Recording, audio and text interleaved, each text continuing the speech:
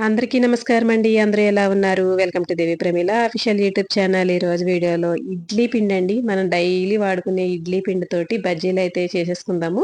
ఇక ఇడ్లీ పిండి ఏంటంటే రుబ్బుకున్న ఒక 2 డేస్ తర్వాత పిండి బాగా పులుస్తుందండి ఫ్రిడ్జ్‌లో పెట్టినా కూడాను. ఇక లాస్ట్‌కి వచ్చేసరికి ఆ పిండితో అట్టు వేసుకున్నా బాగా పులుపుగా ఉంటుంది. ఇడ్లీ వేసుకున్నా పుల్ల పుల్లగా ఉంటుంది. ఇక ఆ కొంచెం ఒక కప్ అయితేనండి ఇదిగోండి ఇంత నేను మైదా అయితే తీసుకున్నాను కదా! ఒక కప్పు. ఆ కప్పుడంత పిండయితే తీసుకున్నాను ఇడ్లీ పిండి. ఇక ఈ ఇడ్లీ పిండి వేసినప్పుడల్లా అంటే మనకి ఇడ్లీకి వేసుకున్నప్పుడల్లా కూడా లాస్ట్‌లో కొంచెం పిండుంటే నేను ఇలాగే చేస్తానండి. పునుకులు వేసేస్తా ఉంటాను. ఇక ఈ పునుకులు చేసే విధానాన్నయితే చూసేద్దామా మరి? ఇక నేనైతే ఒక కప్పు ఇడ్లీ పిండి, తర్వాత ఒక కప్పు మైదా, కాస్త సరిపడా ఉప్పు, ఇక ఇందులో పచ్చిమిరపకాయ ముక్కలు, ఉల్లిపాయ ముక్కలు, జీలకర్ర, కరివేపాకు మీ దగ్గర ఉంటే గనక కాస్త అల్లం ముక్కలు కూడా వేసుకోండి చాలా బావుంటుంది. ఇక కొత్తిమీర, పుదీనా అనేది అది ఫ్లేవర్ ఇష్టపడే వాళ్ళకేనండి. నేచురల్ బజ్జీలంటే ఇలాగే వేసుకోవాలి.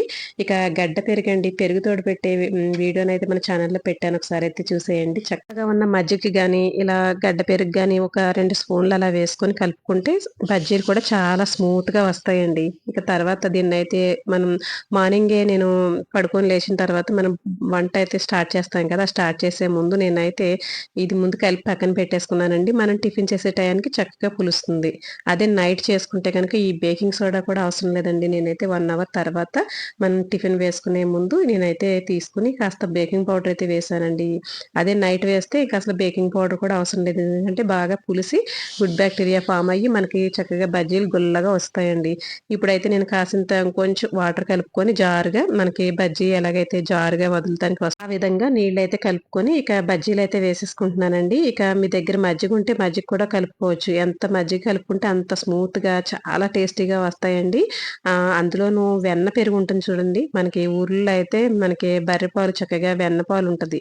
ఆ మజ్జిగ గాని, ఆ పెరుగు గాని వేసుకుంటే ఉంటాయండి బజ్జీలు భలే టేస్టీగా ఉంటాయండి. నోట్లో ఏసుకుంటే కరిగిపోతాయి. ఇక అందులోనూ ఉత్తి మైదా అండి. ఉత్తి మైదాని బొంబాయి రవ్వ ఒక కప్పు మనం మైదా ఒక కప్పు తీసుకుంటే, బొంబాయి రవ్వ ఒక పావు కప్పు అలా తీసుకొని, పెరుగు ఒక కప్పు ఫుల్‌గా వేసేసి కలిపేసి నైట్ ఉంచేస్తే గనక ఆ బజ్జీలైతే ఇంకా టేస్టీగా ఉంటాయండి. ఇందులో ఏంటంటే మినపప్పు, తర్వాత ఇడ్లీ రవ్వ కలుస్తుంది కాబట్టి, ఈ కొంచెం గట్టిగా అంటే కరకరలాడుతూ కొంచెం ఈ బజ్జీలు కూడా బావుంటాయండి. చాలా టేస్టీగా ఉంటాయి. చాలా మంది ఇష్టపడతారు ఇడ్లీ పిండి కలిపినయి. ఇక మెత్త మెత్తగా లోపల గుల్లగా నోట్లో ఏసుకొని కరిగిపోయే బజ్జీలు ఆ రకంగా ఉంటాయి.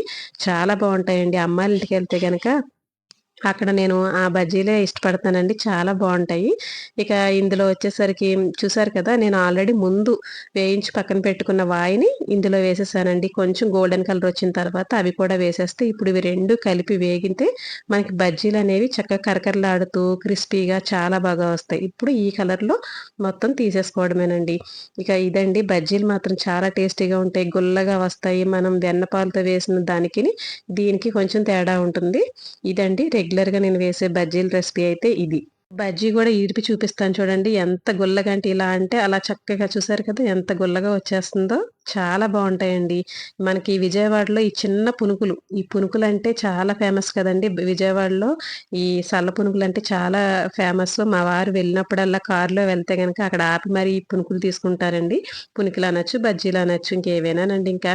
తర్వాత ఇదిగోండి మా తమ్ముడు పంపించిన ఈ గుడ్లండి నాటుకోడి గుడ్లు. వాడు పంపించడం కూడా చూడండి ఎలా చక్కగా ఇసక వేసి అంటే గుడ్డు కదిలితే అటు ఇటు పగులుతదని చెప్పేసి ట్రావెల్‌కి ఇచ్చారు కదండీ! బస్సులో గబుక్కని కుదుపులకి అటు ఇటు పగిలిపోతాయని చెప్పేసి, ఇంకా ఈ విధంగా డబ్బాలో ఇసుక పోసి, ఆ ఇసుక మధ్యలో ఈ గుడ్లను పెట్టి ఇలా అయితే ఇచ్చాడు. అబ్బా! అసలు భలే ఉంటాయండి. అసలు ఒక్కటి కూడా ఇలా పగలకుండా చాలా బాగా వస్తాయి.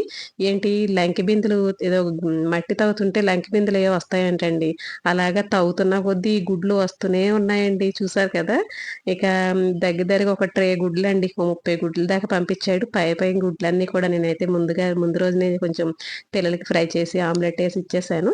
ఇక తర్వాత రోజున ఇవన్నీ తీసి ఇంకా ట్రేలో పెడదామని చెప్పేసి తీస్తున్నానండి. ఇలా ఇసుకలో గాని ఏదైనా మనకి ఊక ఉంటుంది కదండీ! ఆ ఊకలో గాని పెట్టి మనకి ఇలా ఎప్పుడైనా ట్రావెల్‌లో ఎవరికైనా ఇవ్వడానికి, పంపించడానికి వీలుగా ఉంటుందండి. చాలా బావుంది కదా! ఇవిగోండి తమ్ముడు పంపించిన నాటుకోడి గుడ్లు.